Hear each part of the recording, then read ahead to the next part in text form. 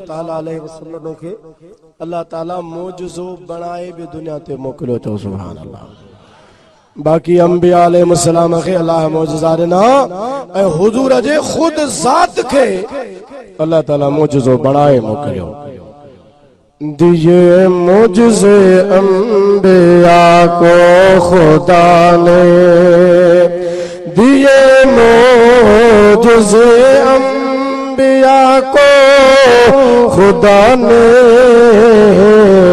हमारा नबी मोजज़ा बन के आया, हमारा नबी मोजज़ा बन के आया।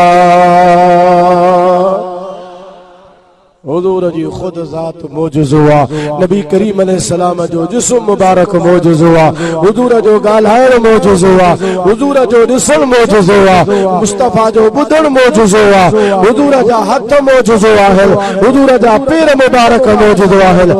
सरापा हुजूर जे ज़ात खे अल्लाह ताला कायनात जो अंदर मोजज़ो बणाए मोकिलियो। ऐं जेके मोजज़ा ॾिना से बि बेशुमार था फरमाया चओ सुभान अल्लाह। हाणे चंद ॿुधो उन खां बाद में मुंहिंजो बयान बि ख़त्म हूंदो। दुरूद शरीफ बुलंद आवाज़ सां पढ़ो सल्लल्लाहु अलैहि या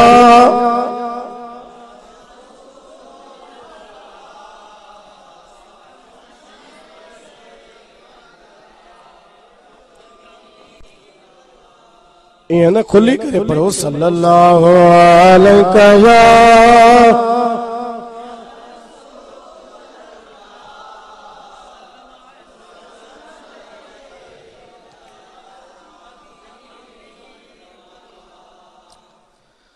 अबू जहल मक्के में हुजूर जो वॾो दुश्मन हो, मुखालिफ। जाहिलियत जे ज़माने में इनखे सॾींदा हुआ इस्लाम खां पहिरियां माण्हू मके जा। इनखे मशहूर हो अबुल हिकम, दानाईअ जो अबो, समझदारीअ जो बि बाबो हुआ। माण्हू जॾहिं कंहिं ॻाल्हि में मुंझी पवंदा हुआ मशवरो वरी अबू जहल खां वठंदा। तूं असां में वॾो दाना आहीं, समझदार आहीं, तूं असांखे को मशवरो ॾे। पोइ अहिड़ो त मशवरो माण्हुनि खे ॾींदो त जंहिं मुश्किल में फाथल हूंदा हुआ मसइलो हुननि जो हल थी वेंदो। अहिड़ा मशवरा माण्हू ॾींदो। पोइ माण्हू चवंदा हीउ त बाबा जो दानाईअ जो बि वॾो पीउ आहे, हीउ त वॾो को दानश्वर आहे, बल्कि दानश्वरनि जो वॾो अबो आहे, वॾी हिनखे समझदार वॾो समझदार माण्हू आहे। पोइ अबुल हिकम हुनखे सॾींदा।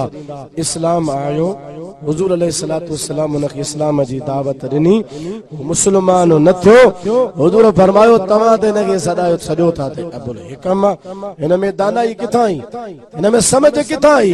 अगर समझदार हुजे हा त मूं ते कलमो भरे मुस्लमान थिया।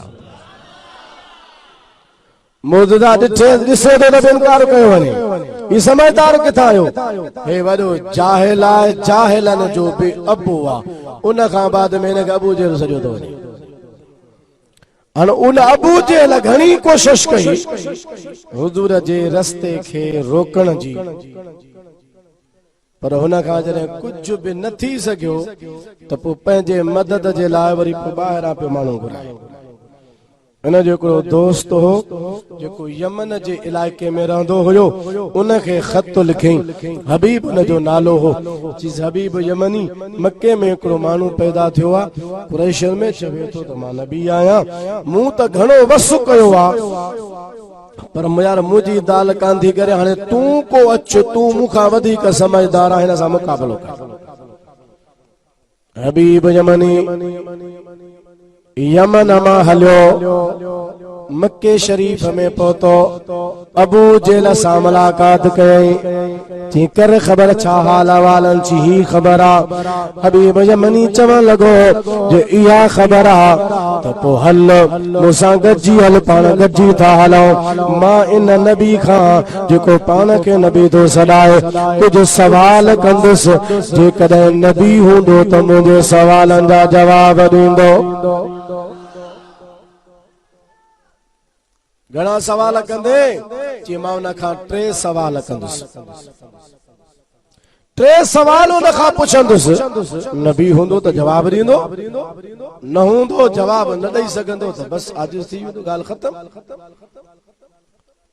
ठीक है केड़ा सवाल सब खां पहिरियों सवाल मां इहो खणी हलंदुसि हू मूंखे सुञाणे कोन थो मूंखे